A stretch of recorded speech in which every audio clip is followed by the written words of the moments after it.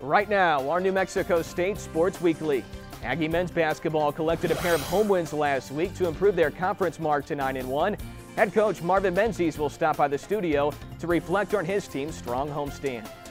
NM State women's basketball junior guard Sasha Weber became the 20th member of the 1,000-point club last week in her team's win at Seattle.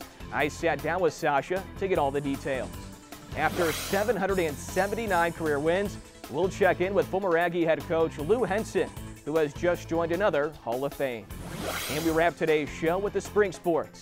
Baseball coach Brian Green and softball coach Kathy Rodolph will drop by the studio to talk about the start to the season for their teams. It's time to Aggie up.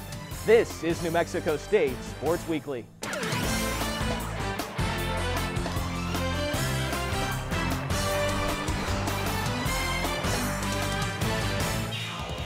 Great to have you with us today on New Mexico State Sports Weekly. I'm your host, Adam Young. NM State's men's basketball team now sits 9-1 in the WAC after taking down Seattle and Bakersfield last week at home. The Aggies now gear up for 3 straight on the road, starting with games this week at Utah Valley and Grand Canyon. Joining me now is head coach Marvin Menzies. Coach, a 26-point win on Thursday against Seattle, a good Seattle team. Best game your team's played all season, maybe? Maybe. You know, we set goals, defensive goals, offensive goals every game. We met a lot of them. We met all our defensive goals that game, which was might be the first time.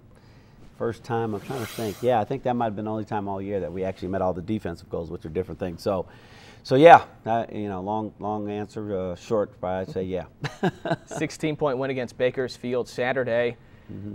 It was a game in which probably a tale of two halves, so-so in half one, much better in half two, would you say? You know, I thought that we even though we played well the second half, you go back and you look at film and you go, well, Bakersfield played pretty well the first half. And so it's not always a matter of the score as much as what's your competitor doing too. So I'd have to say that probably it was the second half that got us over the hump. The way we came out, a little more energy and stuff. But and then the Ahmed, you know, I don't know why he didn't get back in the game, but he played for a little bit and then he stopped playing. And he was really the only interior guy that was giving us trouble there for a while. So I think that was another reason that helped us out. You mentioned the defense against Seattle. Are you satisfied with your work on that side of the ball recently? You know, I am. I'm very satisfied with it. Now, we can always get better. Satisfied maybe is not the right word, but I'm happy with it, but I'm not all the way satisfied. I mean, I just feel like we could improve. And some of my frustration is, even when we're winning and we're playing well, I go, gosh, I still see us being like, we could be so much better. You know, we can play better basketball even though we're winning. Does that make sense? I just feel like I have a group of guys that they're getting it, but it's not all the way there yet, you know. But we're getting better, we're improving. So I just want to take bigger steps right now. Baby steps aren't what you need right now at this time of year. You want to take some large steps to actually play your absolute best basketball, you know, in March. With that said, do you feel like your team's finally at full strength for the first time all season? You know what? Yeah, I think so. I think from a health standpoint, for sure.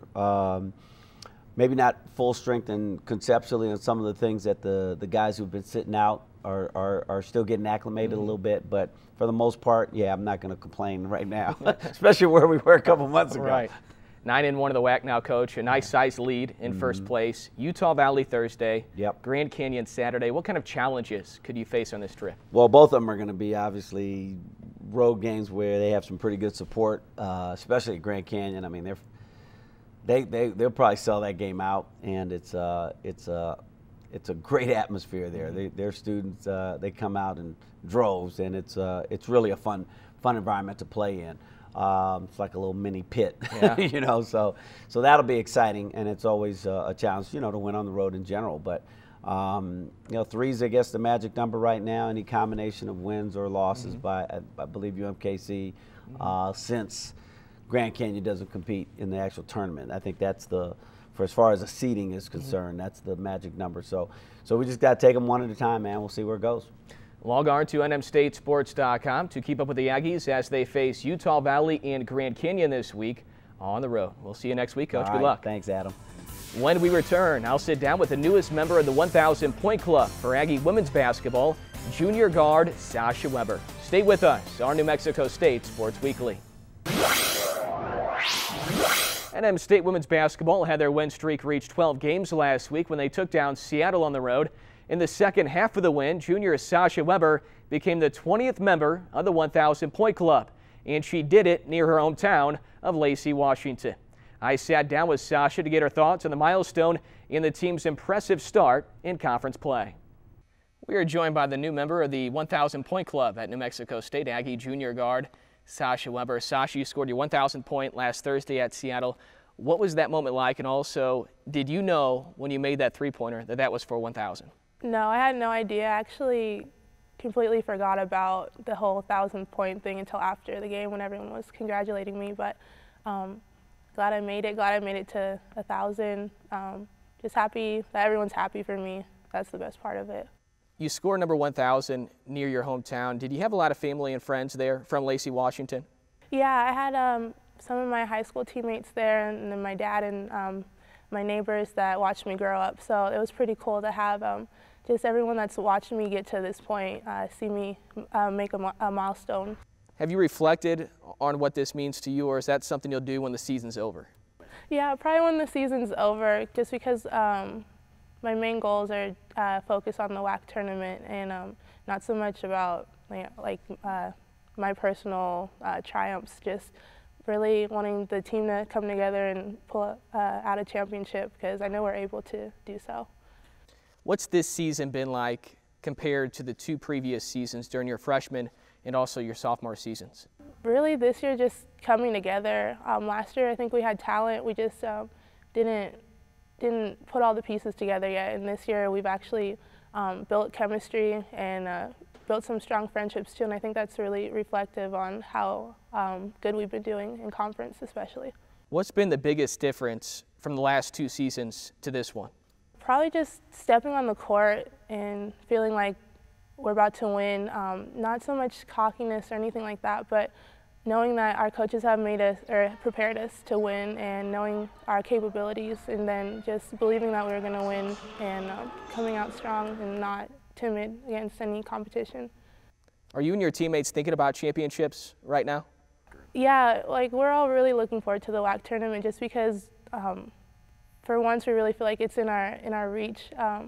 Everyone hopes to get to the championship game, but we really feel like it's possible, and it's definitely not too big of a dream to have at this point for our team. Do you all expect to win every single game now? We don't expect to win just because we know anyone in our conference can beat anyone on any given day.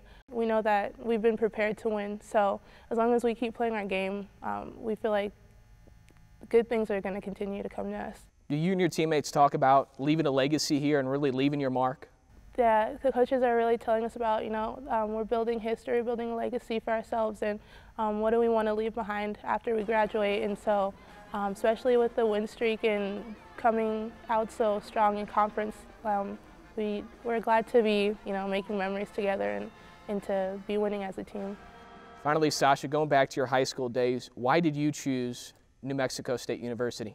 The coaches, really. I came here and the community was so welcoming.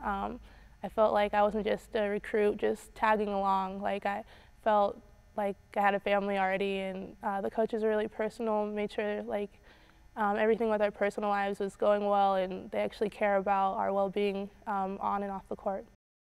After the break, one of the greatest head coaches in NM State history became a member of yet another Hall of Fame. We'll have the full story. You don't want to miss it. This is New Mexico State Sports Weekly. He's one of the best coaches in college basketball history, and we're proud to call him one of our own. Aggie legend Lou Henson has joined another Hall of Fame, and it's a well-deserved honor. Coach, this has been a long-time honor, and it is my privilege now to introduce one of the 8 men who have been selected for induction this November into the National Collegiate Basketball Hall of Fame, Lou Henson. I'm deeply humbled to be included in the 2015 Hall of Fame class of the National Association of Basketball Coaches. I started my basketball career 70-some years ago.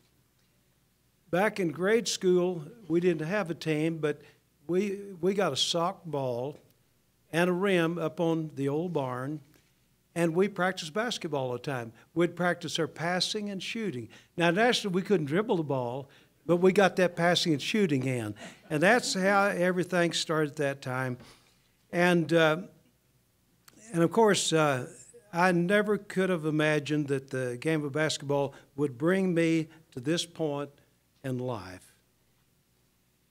I will accept this prestigious honor not only for myself and my family, but on behalf of my players, coaches, and many friends who have contributed greatly to my success. Finally, I'd like to extend my sincere thanks to the NABC Selection Committee who saw fit to select this native OK Oklahoma son to this illustrious group of outstanding coaches. It says, Coach, congratulations. Well-deserved for one of the finest coaches and finest people ever associated with NMSU. If you can get back into coaching, I am here to assist you. I know you will continue to guide me in the operation of NMSU. My best to you, Mary, and your family on this great occasion. Well, first of all, I'd just like to say that Coach Henson has been a great friend to myself and my family. I would hear all the great stories about Coach throughout the years, working with Patsy Torres. Patsy would always, they'd always go to lunch all the time. And I said, God, he must have been a great boss. They still getting together and hanging out. She would just tell me all, about his character. We'd always speak about how great, not just the basketball piece. We all know, the 700-plus wins, and actually 900-plus when you count all of his different stops. But, Mary and Lou are just impeccable people. And it's always, you hear about legends. But, I mean, how often do you have a chance to interact and conversate and get advice and have mentorship from a living legend? I mean, it's been a fantastic – I'm getting goosebumps thinking about this honor that this man has just received, and he's so humble. I mean, you listen to him, well, I've learned from his humility. It's an amazing walking, living, talking example for myself of how to run a program. And I think about the stories that Patsy shared, and I've heard so many from Sherry as well, and it's just an honor to follow in his footsteps in this profession. So I just want to say thank you from our current team, our past teams here, and the whole program and athletic department, just thanking you for being you. When New Mexico State Sports Weekly returns, head baseball coach Brian Green will join me in the studio to recap his team's opening weekend of games in Texas. We'll be right back. Baseball season is officially underway at New Mexico State. NM State opened their season last weekend with a pair of games against Illinois and Lamar in Beaumont, Texas. It was the start of an 8-game road swing to start the season for Aggie baseball. With me now is first-year head coach Brian Green. Coach, 2 games each against 2 very good programs. 3 of those 4 games extremely competitive, weren't they? Tough games. Good challenge for us right out of the gates. 2 teams probably going to be in the postseason. Illinois is clearly one of the better teams in the Big Ten. Great pitching. They play old. But really proud of our kids. Very competitive. It's baseball. You can come back 3-1. You can come back 2-2, or you can come back with where we were. So felt good about our competitive level. We had some great starting performances. We had some very clutch at bats late, and it's going to be good for us. We're going to get back on the road again, and we're going to have 8 legitimate competitions under our belt. 3 of those games really tight late, really could have gone either way. What prevented you from getting some wins? Well, a couple of things, and these are the things that we talked about going into it, Adam, was those middle innings, which is just standard college baseball. You play 1 through 3 hard and 7 through 9, and those middle lull innings, 6 through 5, 6, 7. We had a chance a couple of times to pad it or at least get another run. And and early in the season, when you're trying to establish roles of what's the bullpen, who's the closer, who's the setup guy, you go into it with who you think it is. Those roles change a lot early in the year. Bottom line is we go into a couple of games with the lead in the 9th, and the free base war kills you. Yeah. We give guys, I think we walked 3 or 4. In fact, I know we walked 4 in one of the games in the 9th. So we gave the other team an opportunity to get on base, and we've got to make them earn it and do better than that last time. Do you expect the hitting to be behind the pitching at this point? You know, it is normal. We get to a spot, you get to a comfort zone in inter squads where your hitters and your pitchers know each other so well. Typically at that point, your hitters gain the advantage. They've seen the pitchers, and then you start the season and you have an entirely new set of arms that you haven't seen before. We have 3 keys at the plate. You know, we have a rhythm standard that we're looking to set, and we didn't see that this weekend, so that was disappointing. But we know exactly what we need to do to get better. I would anticipate us improving this week, and certainly by week 3, the bats should be where they need to be. You mentioned the starting pitching. Was that one of the big positives from the weekend? Very positive. You know, with Barr and Loeffler, those 2 guys were tremendous. You know, pitch counts were down. They gave us an opportunity to win every game. Didn't stretch the bullpen, and especially early on, we've got the schedule with some 4-game series. If that starter just gives you 3 or 4, you've got a chance to really be in trouble in that last game. So Riley did a great job. Matty did a great job. Billy was good for about 3 innings. He kind of flamed out in the 4th.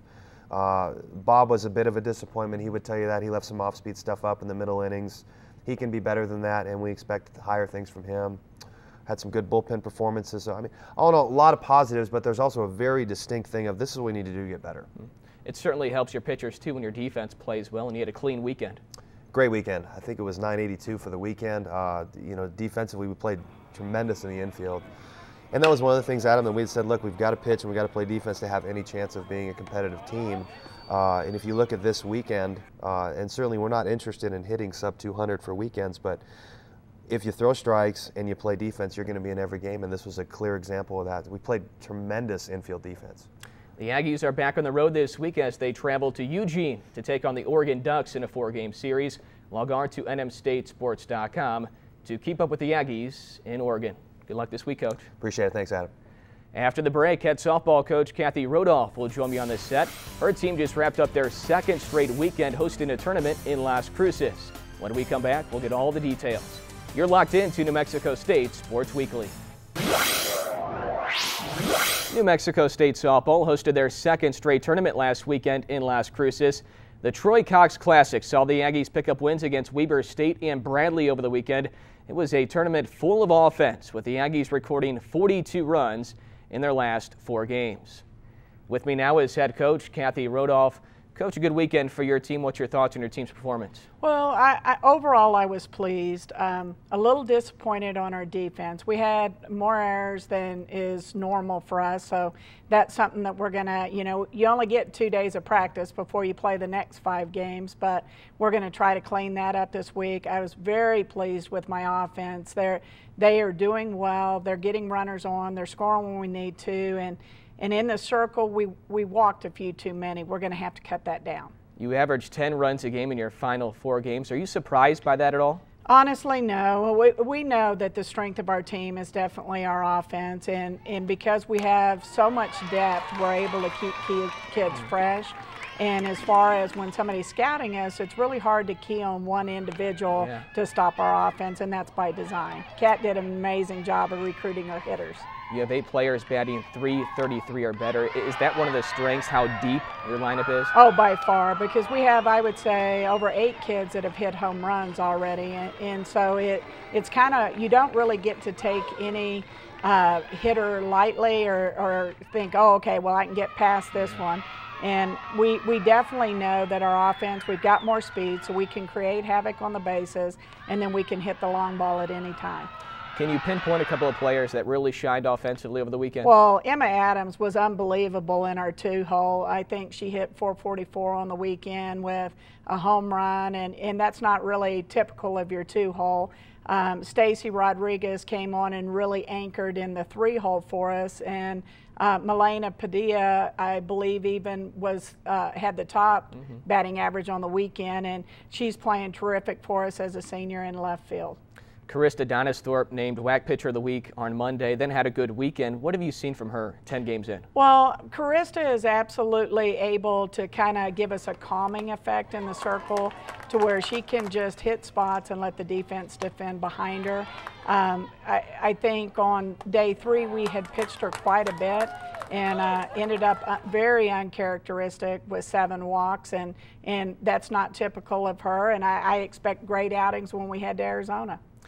Your team lost to Bradley Saturday night and then cruised to a win against the Braves on Sunday. What did your team show you by bouncing back? Well, I think that I kind of made a tactical error in the Kansas game. Kansas is an outstanding team, and we got down early, and I tried to use our offense to battle back, and it kind of wore us out. And, you know, I'm going to tip my hat to Bradley and the nightcap, and they came out and got us, and we didn't have enough energy left in the tank to get them. And we believed that that was not a quality game for us, and so we came out on Sunday to be us and to absolutely make a statement with the sticks.